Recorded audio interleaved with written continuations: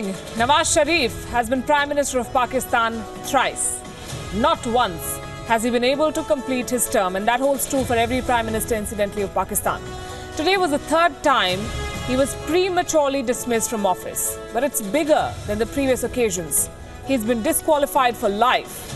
On Gravitas tonight, we break down the verdict and its implications on Sharif, his family, and his opponents. We also examine the role of the military in Pakistan. Has it orchestrated this? Is this a creeping coup? And what does a more chaotic Pakistan mean for neighbors like India? I'm Palki Sharma Upadhyay. The headlines first.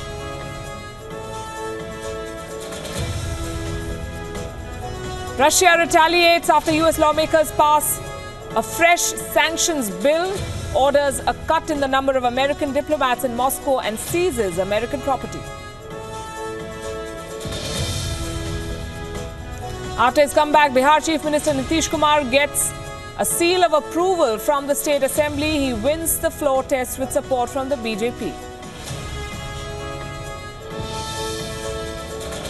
Violence intensifies in parts of Venezuela. The death toll, according to some reports, crosses 100 as protests against the Monday vote to rewrite the constitution intensify. President Maduro dismisses these reports as US-backed propaganda. Virat Kohli's side drive home. The advantage after Sri Lankan team crumbles in the first innings. India leads by a massive 498 runs at stumps on day 3.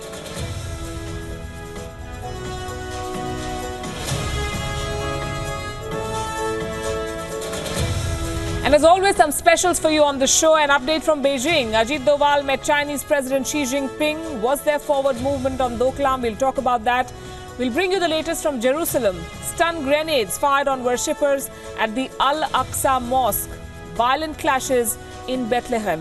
We are also meeting India's first female racer, Meera Erda. She's only 17 and raring to go. But first to Pakistan, where the Supreme Court today disqualified Prime Minister Nawaz Sharif, saying that he failed to declare income from a company in the UAE ahead of the 2013 election.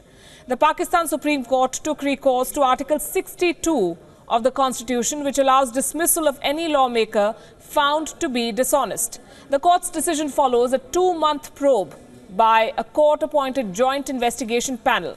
Its report alleged that Nawaz Sharif's family could not account for its vast wealth. Sharif swiftly resigned from office of the Prime Minister today, and by late evening, the ruling PMLN held a high-level meeting to decide on his successor. Reports said that Nawaz's brother and current Chief Minister of Punjab Province, Shehbaz, will take over. Party leaders have been planning a successor for days now. Shehbaz Sharif will have to become a member of the Pakistan National Assembly to take up the PM's position. The party is going to nominate an interim Prime Minister till the younger Sharif takes the seat, seeks an election from a parliamentary constituency. Let's look at the reactions. Supporters of Sharif said that the court has overstepped its mandate. Allies of the ousted Pakistan Prime Minister pointed out that no charge of corruption or abuse of authority has been proven against him, nor has he ever been convicted. ये prepare थे, ये तो छोटी-छोटी चीजें हैं. हमारी जमात जाएगी election में, और जब इलेक्शन होंगे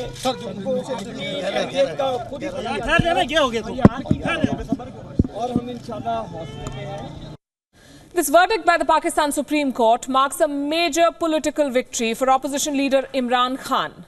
He had pounced on the leaked Panama Papers, remember, which revealed Sharif's family had bought posh London apartments through offshore companies. Amid slogans of "Go Nawaz Go," Khan supporters gathered outside the court and jeered at politicians from the PMLN. It should be noted that Khan himself is also under the Supreme Court investigation on allegations that he failed to declare sources of income, a charge that the PTI chief squarely denies. ये आज बड़ा खुशाइन दिन है कि आज ये शुरुआत हुई है, इसके बाद बाकी भी बड़े-बड़े डाकू पकड़े जाएंगे. मैं आज शुक्रिया अदा करना चाहता हूं सारे लोगों ने जिन्होंने मेरे साथ मिलकर स्ट्रगल की, कुर्बानी नया पाकिस्तान की बुनियाद है जिधर कानून की बालादस्ती कायम की जा रही है। और मैं सिर्फ आज मुझे तो आगे बड़ा अच्छा टाइम नजर आ रहा है। मैं तो एक जो नया पाकिस्तान की ख्वाब 21 साल से जद्दोजहद कर रहा था, मुझे तो अब वो नजर आ रहा है। Pakistan People's Party Chairman Bilawal Bhutto Zardari has expressed hope that the apex court verdict will help in deterring corruption in high offices. Zardari also said that they are in consultation with other parties and his party will file a candidate for the post of Prime Minister. The Supreme Court of Pakistan has delivered the verdict. It is incumbent upon all to accept the verdict wholeheartedly.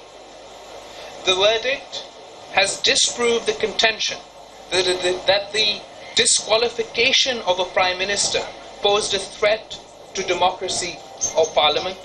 The Assembly must complete its term. The Pakistan People's Party has always supported democracy, Parliament and institutions and will continue to do so. It is unfortunate that by not resigning in time voluntarily and not offering himself for accountability according to the law made by Parliament, that the former Prime Minister only undermined the Parliament. We hope that the verdict will help in deterring corruption in high places. The Pakistan People's Party will, in consultation with other opposition political parties, field a candidate for the office of Prime Minister of Pakistan. The Pakistan People's Party believes in across-the-board accountability of all sections of society and call upon the Parliamentary Committee on Accountability to urgently draft appropriate legislation to ensure across-the-board accountability. Now, anyone stepping into Sharif's shoes will have to deal with a powerful army. Sharif has in the past alleged a conspiracy against him, though he did not name anyone. His allies have spoken of elements in the judiciary and the military with whom Sharif has had strained relations, acting against him. Now, let's listen into what the 5-judge bench had to say while pronouncing the verdict today. It is hereby declared that having failed to disclose his unwithdrawn receivables constituting assets from Capital FZE, Jabal Ali UAE in his nomination papers filed for general elections held in 2013 in terms of Section 12(2)(f) of the Representation of People Act 1976, and having furnished a false declaration under solemn affirmation, respondent number 1, Mian Mohammad Nawaz Sharif is not honest in terms of Section 99(f) of RUPA and Article 62(1)(f) of the Constitution of the Islamic Republic of Pakistan 1973. Therefore, he is disqualified to be a member of Majlis Shura Parliament. Silence, please. Silence, please. The Commission of Pakistan shall issue a notification disqualifying respondent number 1, Mian Mohammad Nawaz Sharif, from being a member of Majlis Shura with immediate effect, whereafter he shall cease to be the Prime Minister of Pakistan. The President of Islamic Republic of Pakistan is required to take necessary steps under the Constitution to ensure continuation of the democratic process. The Honorable Chief Justice of Pakistan is requested to nominate an Honorable Judge of this Court to supervise and monitor implementation of this judgment in letter and spirit and oversee the proceedings conducted by the NAP and the Accountability Court in the above matters. Well, this verdict obviously throws up a lot of big questions. Let's start with what happens next to Nawaz Sharif. What next for the Prime Minister, or the ousted Prime Minister now of Pakistan? He faces trial in the National Accountability Court based on the JIT report. Cases could be filed against his sons and daughter as well as his aides.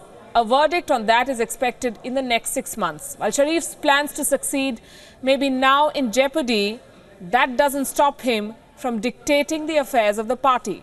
The immediate concern for Sharif would be to stay in power till the next election, which is due in 2018. He will then try to find a replacement, someone who's loyal to him, obviously, and does not undercut the influence of the Sharif family. But can this arrangement really work in a country like Pakistan, where the military dictates the terms of engagement?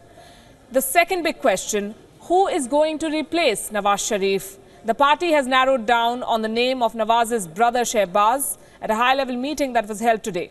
But an interim Prime Minister would have to take over for 45 days, as Shehbaz would require to contest an election to get elected to the National Assembly. Shehbaz at the moment, remember, is the Chief Minister of Punjab, the biggest province and the most populous and the most prosperous province of Pakistan. Sources tell WION that his son Hamza Shehbaz Sharif will take over this chair. The name of the interim Prime Minister is expected to be announced after the PMLN's Parliamentary Committee meeting, and that is scheduled for tomorrow.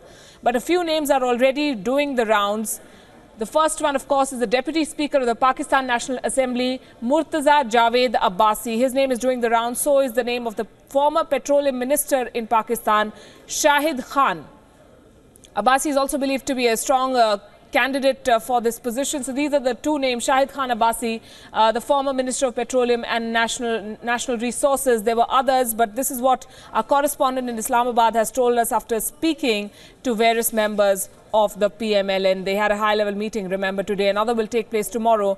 While we look at these developments, let's also break it down for what it means for Nawaz Sharif and his family. Joining us, Sushant Sareen, Senior Fellow at the Vivekananda International Foundation, also a well-known foreign affairs expert here. Good evening, Sushant. Thank you for joining us. Manoj Joshi, Distinguished Fellow at the ORF, also with us this evening from New Delhi.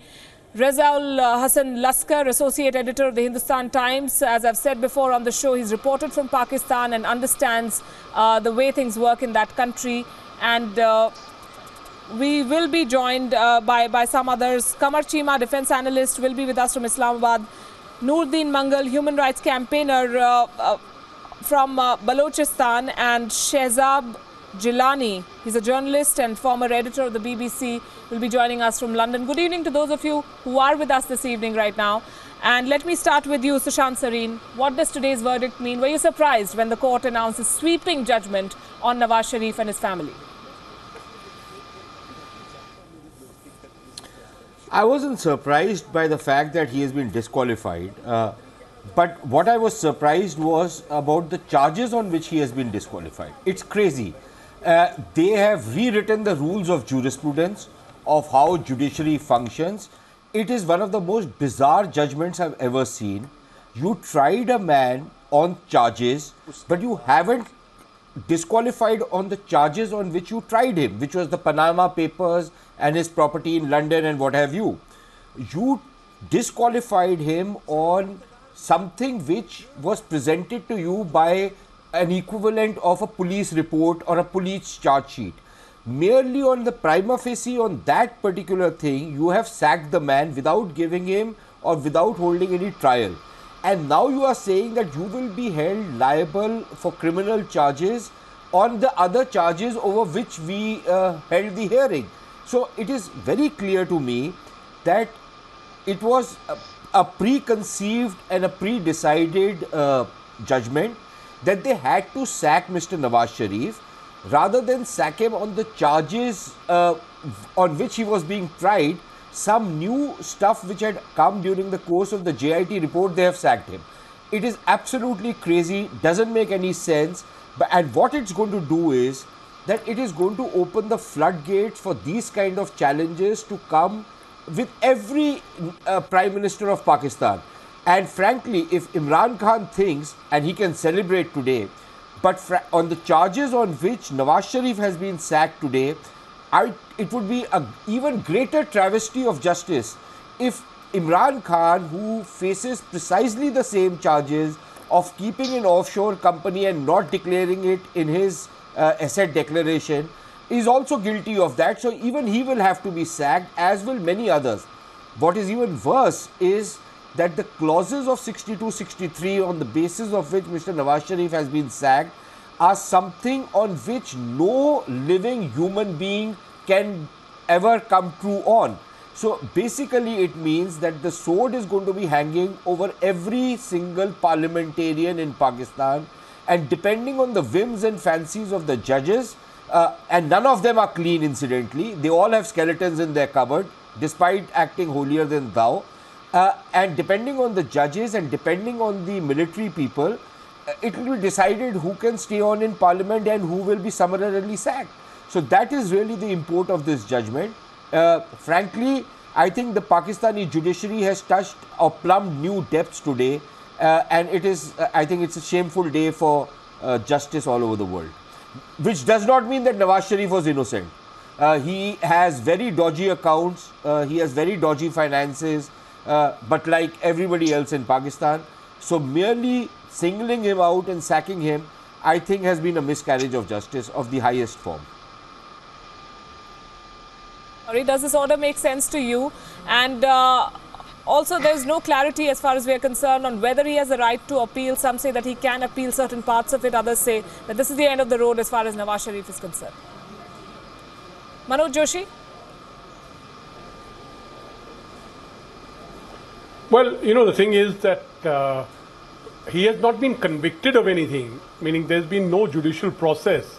I think Sushant explained very clearly the manner in which all this has been done.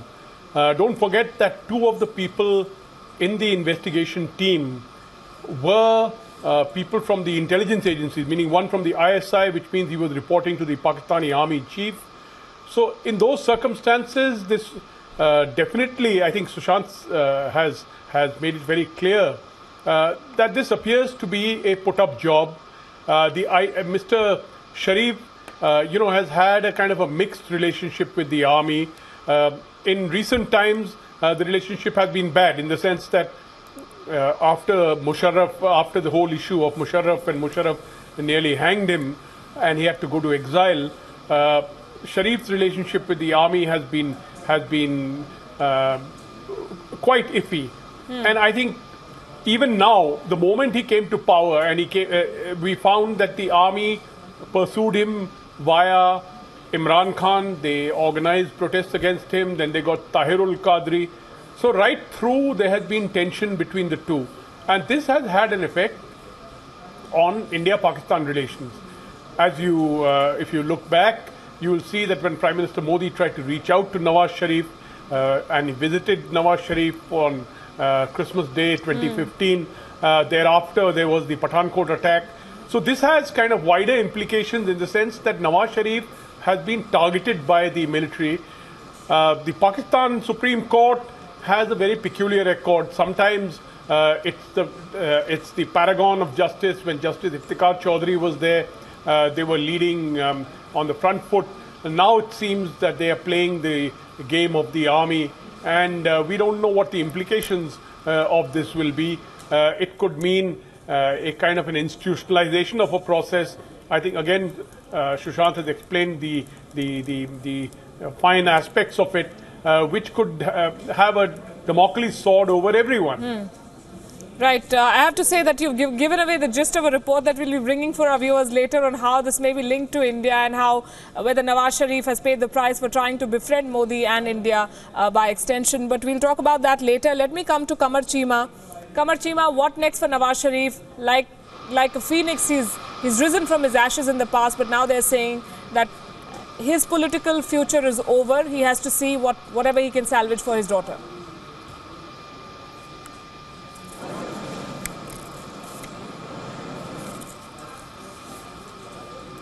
His petition was on Article 62 and 63. So what Mr. Sushant is saying, that is totally incorrect.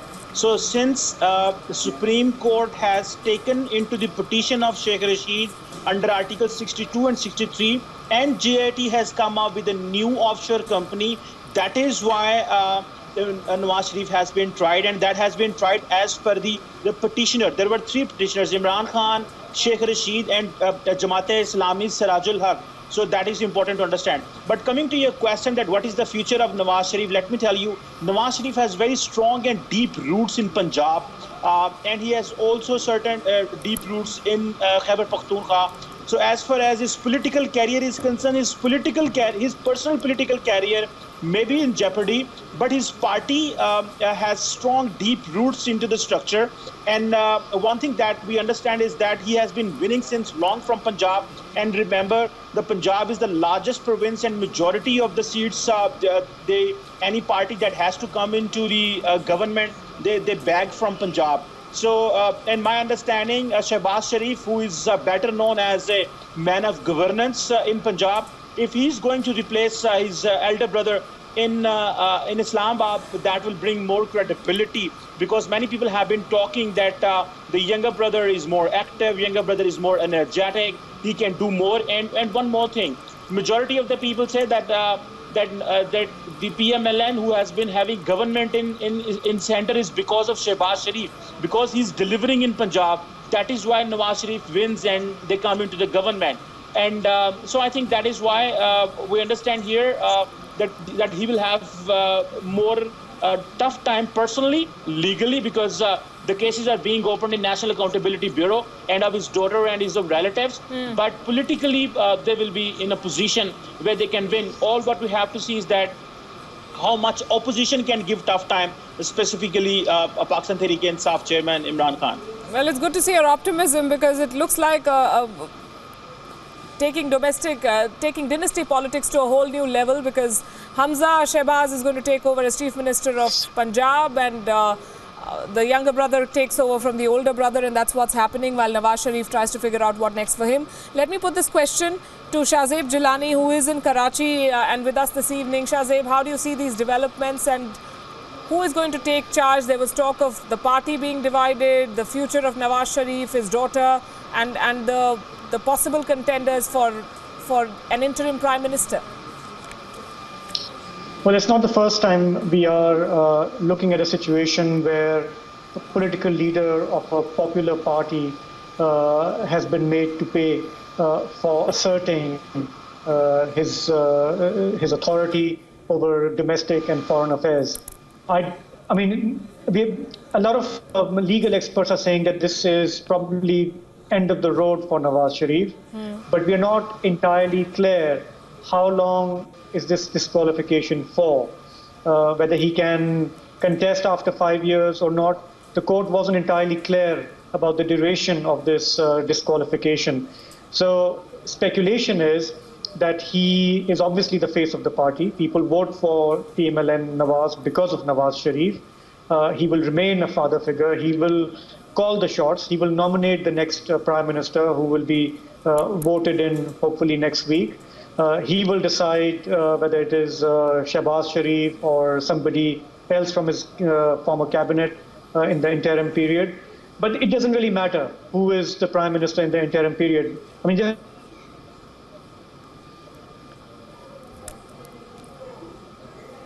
right. Noordin Mengal, let me come to you. How do you see this? Do you see the military? Think about the time when.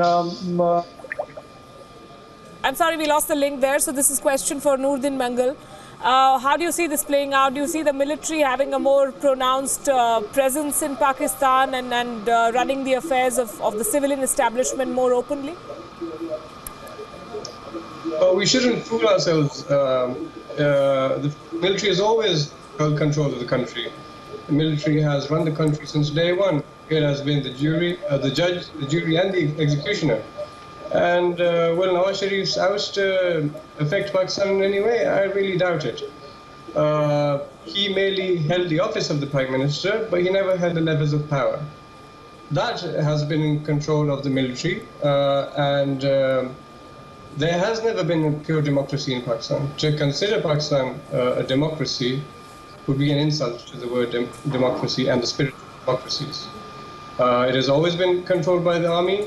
The army calls the shots, and anyone who displeases the army sort of ends up like Nawaz Sharif. So I'm not really surprised by this. The army's literally been in power directly in Pakistan for over half of Pakistan's existence. And for someone to believe that just because Musharraf left that it came back to civilian rule, they would be fooling themselves. Pakistan is much more in the military's grip than it was 10 years ago. So, and if this is focused around corruption, I believe that the military by far is the most corrupt institution in Pakistan. And they've had their hands deep in every lucrative project, every exploration project, transportation, even drug trafficking, every single thing that wherever the money is, Pakistan Army is. So we haven't seen the sort of action taken by the courts against them so far. Musharraf was tried for so many charges, but he was never found guilty because the jury, the judiciary, doesn't have the courage to stand up against the army.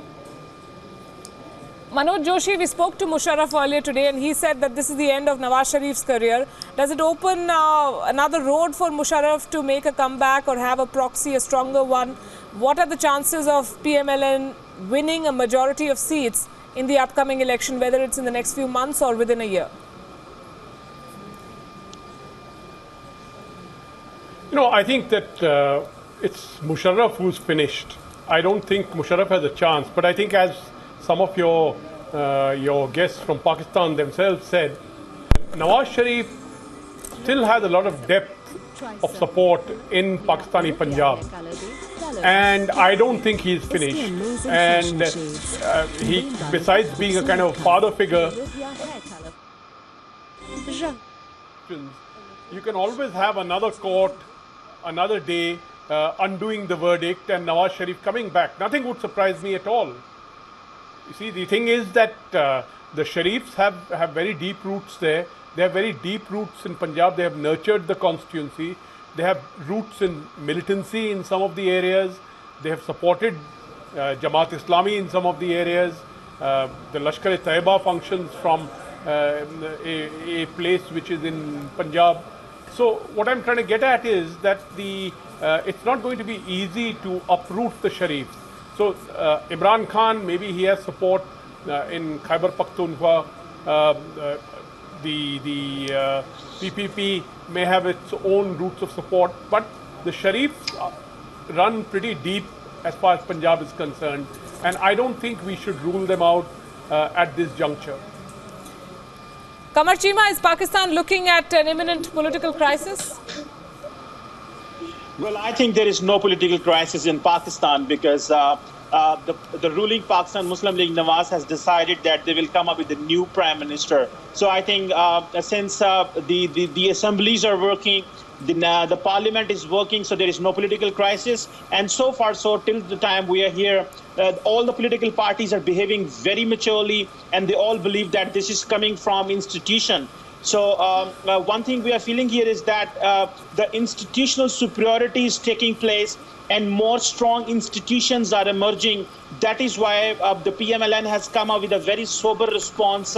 Although they do not agree with the judgment, but they agree that they will apply the judgment as per the rules.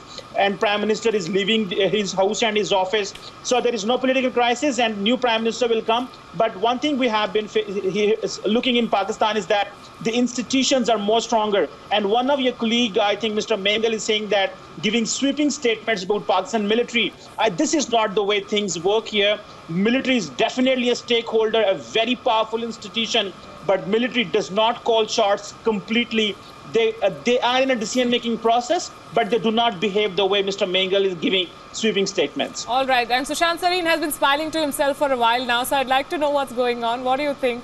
And how do you think India should be looking at this? A more chaotic Pakistan is certainly bad news. So, you know, I find it, it's quite laughable to say that a prime minister of a country has been sacked on trumped up charges on which nobody, including people in this particular program of yours, can ever stand scrutiny. And you say that there is no political crisis in Pakistan. I don't know how these guys define political crisis. And then for this gentleman to say that the army is a stakeholder, but the army doesn't call the shots, for God's sakes. The Prime Minister of a country has been sacked on the basis of evidence on which he has not even been tried. And that evidence has been procured by whom? The army. the entire JIT report is very clearly a report which has been manufactured and prepared by the military. Otherwise, to go into records of 30 years earlier and come up with stuff which the JIT report has come up with in a matter of 60 days is virtually impossible. Now, to say that the army had nothing to do with this, I don't know. Maybe, you know, people are living in cuckoo land if they think that the army had nothing to do with it. Especially when not only, and please remember, Manoj spoke about a guy from the military intelligence and the ISI as members of the JIT. But there were two more people who were actually nominated by the court. The court actually rejected all the people who had been given by some of the departments who were members of the JIT and nominated their own people. It was almost like it's a hit job. And very clearly it has been a hit job. Now, if you are trying a person on a certain charge, but you dismiss him on some other charge, you know, it's I don't know, maybe this is the Pakistani version of justice, but nowhere else in the world does this kind of a thing happen. And then, you know, where is the due process? There is no due process. What Mr. Mengal is saying is absolutely right, and that is what brings me to the point which you are making. As far as India is concerned, Nawaz Sharif was not making any policy on India anyways. He was a, you know, he was a figurehead. He was the Makota, as you might call it. He was neither in charge of the jihadis who are coming across the border, nor was he in charge of the funding which is going across the border in Kashmir, nor was he responsible for the kind of inimical policies of the Pakistani deep state and the Pakistani military. That particular superstructure pretty much remains intact. Nothing has happened to that superstructure. In fact, it's become even more powerful and is going to call the shots even more than what it was already calling. And Nawaz Sharif, you know, he pretended to be Prime Minister, but he was actually nothing more than the Municipal Commissioner of Islamabad, because there was nothing else he controlled. I think this is totally out of context. Anyways, you are killing your argument yourself. Insofar as things like foreign policy, security policy, he had no charge of it. So it makes no difference to India whether it's Nawaz Sharif, Shahbaz Sharif or some other Sharif or not so Sharif. It makes no difference to India because the army and the deep state pretty much remains intact. And frankly, I don't see why we need to shed any tears for Nawaz Sharif or celebrate somebody else coming into power. Makes absolutely no difference to us.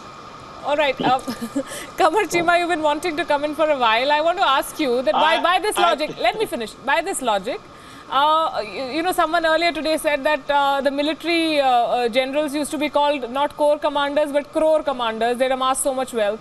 Zardari was called Mr. 10%. So will this apply to everyone? Imran Khan himself has not declared his wealth and he faces a case in the Supreme Court. So it's going to fall on everyone at some point. Or is Sharif being singled out? Well, I think I understand there is some biased perspective always coming from New Delhi, and that is your right. You can give freedom of expression. But I think I would like to educate Mr. Sushan that one of the petitioner by the name of Sheikh Rashid filed a petition under Article 62, 63. So how come it is out of the process? And let me tell you, the Supreme Court gave Does Sheikh them Rashid qualify for Article 62, 63? That and is don't try and educate me. You say what you want to say. You don't educate me. I know more about Pakistan than you know. Sir, that is a separate thing. I am Pakistani. Let me talk. That is a separate thing. He qualifies or not. But no, you are Pakistani, but don't try and educate me. I don't need your education. Your education system is not very good anyways for me. You are claiming so you say what you want to say. You are claiming things wrong time and again. That's why I thought to educate. So what I am saying is that where did you get your accent from? He qualifies or not. He qualifies or not, that is a different thing. But Prime Minister Nawaz Sharif has been disqualified because his case was under that particular, the Supreme Court accepted the case. So once the Supreme Court accepts the case, they have to look at that. But at what you are saying, the core commanders, I think these are sweeping statements. And whenever there is a sweeping statement coming from anyone, that loses the logic automatically. So as you are saying that they are crore commander, so how come it is every time it is possible? We have seen corruption in India. We have seen corruption everywhere around the world. There are no angels. So if things have been wrong here, nobody says things are wrong. But I think giving sweeping statement is not fine. But I think the political narrative that is coming up in India, that is the military calling the shots. It's not that way. It's the political administration. And it's the institutions which are powerful. Today is the biggest example that the Supreme Court is sending the second Prime Minister, sending home, and nobody is talking on that. And before that, Pakistan People's Party accepted. There were two people associated with the Pakistani military in the JIT. The understanding is that the court had the tacit support of the military to go ahead and act against Nawaz Sharif. Because the military establishment was unhappy with him since the Dawn leaks. No. That is a standard operating procedure in Pakistan. Whenever a JIT is formed, the member from ISI and MI is a part of that. That is a standard SOP in Pakistan, not just this JIT. Every JIT you pick up, you will find a person of ISI and MI. This is a standard operating procedure. Okay, and Manoj Joshi, I want to come to you on this. Is there a sense that the Pakistani military realized that there isn't an appetite for another military takeover, so they couldn't have overtly done it, and so this is a creeping coup that they've orchestrated over months and finally managed to oust Nawaz Sharif from office? Well, you know, they've been doing this for a while. When Mr. Zardari became president, he wanted to continue the process of the peace talks that we were having with regard to Kashmir. We had reached quite far in resolving it. But the army very soon, pulled the rug under his feet. So this is something, it's not a creeping coup. I would say that they were in a peculiar position when Musharraf was president and army chief. The way the Pakistani army functions is that it operates as a corporate institution. When the chief is there, they obey the chief, whoever is the chief. And so Musharraf was taking the peace talks with India, they went along with it. The moment Musharraf was out, they undermined it. And so the first thing they did was they undermined Zardari, who became president. And since then, we've had a situation where any effort by the civilian prime ministers to reach out to India have been undermined by the Pakistan army. There is absolutely no doubt about it. So the Pakistan army basically sent its signals clearly.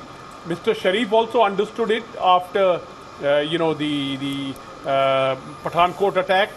He tried his best to kind of avoid the Pakistan army kind of hitting him. But I think the Pakistan army decided that it's much better to get another guy there instead of dealing with Sharif. And as your previous Pakistani respondent just said, that the ISI guy is always there in the inquiry. Now that's ridiculous. Who is the ISI guy?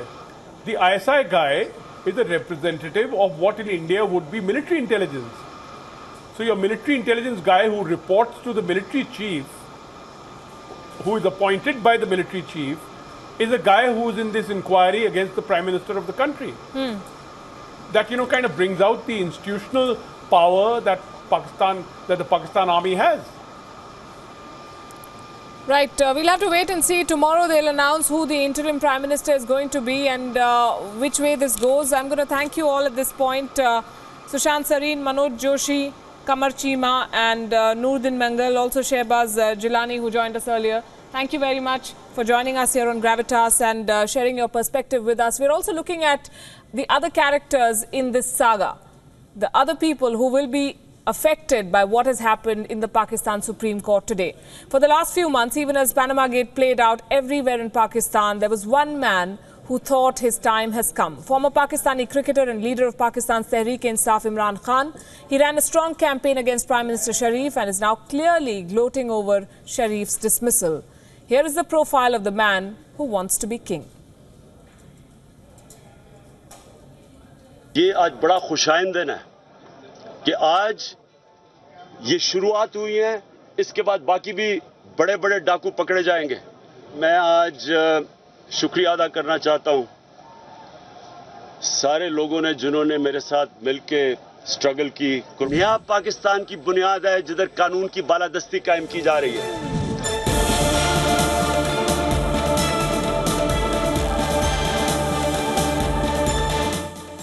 Imran Khan has started hoping again. Never mind that it would be nearly a year before he can take a shot at power again in the next general elections. Imran Khan clearly thinks that he's the odds-on favourite for the top job next time around. It has been a long journey that started in 1996 when he launched his party, the Pakistan Tehreek-e-Insaf.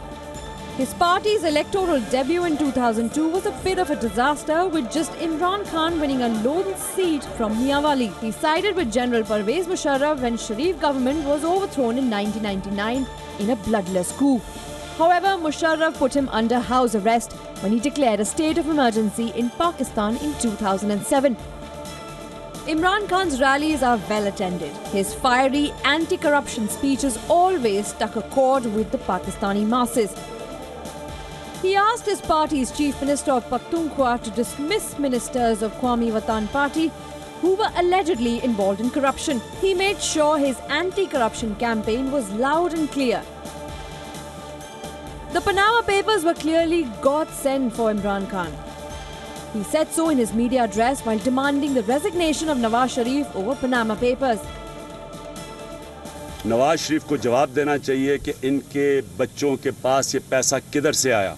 आपको बताना पड़ेगा मियां साहब, अगर आप इस मुल्क में लोगों से चाहते हैं कि लोगों की करप्शन ख़त्म करें, जो ये नैब कह रही है कि दिन की करप्शन 12 अरब रुपया है। Imran Khan latched on to this issue as a lifeline, sensing political opportunity. On September 30th last year, Imran Khan called his supporters to hold a massive demonstration in WION outside Nawaz Sharif's residence to participate in an accountability movement to pressure Nawaz Sharif to resign. With Sharif out of the electoral frame forever in Pakistan and Pakistan's People Party not much in the picture, many feel this could be Imran Khan's moment. And Imran Khan, Pakistan's perennial best man, can probably hope for a podium finish. Bureau Report, WION. For the last few months, even as Panama Gate played out everywhere in Pakistan, there was one man who thought his time has come. Former Pakistani cricketer and leader of Pakistan's Tehreek-e-Insaf, Imran Khan, of course, is the man we're talking about. And he kept training his guns on Maryam Nawaz Sharif. Remember, she is someone who's been described as the political heir of her father Nawaz Sharif and the potential leader for PMLN in the days to come by international magazines and local newspapers alike. But today's verdict means that this is going to have to wait for a while. मैंने आज वो कर्ज उतार दिया जो मुझ पे वाजिब भी नहीं था और I just repaid the debt that was not even valid. I told JIT that you have asked me so many questions and I tried to answer them all honestly. But now I have a question. Now kindly tell me, what are you accusing me of? They had no answer to it. This is perhaps the world's first JIT that was formed before laying down accusations. If you strictly went by what Maryam Sharif said about the JIT inquiry, she should have stood absolved today by the Supreme Court. But instead, she will now be investigated by the country's National Accountability Bureau, or the NAB. Despite the scathing verdict against her father, Maryam Nawaz remained optimistic of the future. In her tweet, she said, and I quote, "Another elected Prime Minister sent home, but only to see him return with greater force and support and soonest. Inshallah. Stay strong, PMLN." In another tweet, she said, "Today will pave the way for Nawaz Sharif's resounding victory in 2018. He will be unstoppable. Inshallah, rok sakte ho to rok lo," which means stop Nawaz Sharif if you can, unquote. Maryam had political ambitions from very early in life. In the last elections in 2013, she was in charge of Nawaz Sharif's election campaign that returned him to power, although short of majority. After coming to power, she was appointed chairperson of the Prime Minister's Youth Programme, amidst allegations of nepotism by the opposition. The Panama Papers named her as the beneficial owner of properties owned by her and her brothers in the United Kingdom. She was also investigated for forging documents submitted to the Supreme Court, for using a font that came to use after the date of those documents. front gate did her in. And with NAB investigations pending now, it looks like the heir apparent would have to wait longer for any political role in the country's national scene. Bureau Report, WION.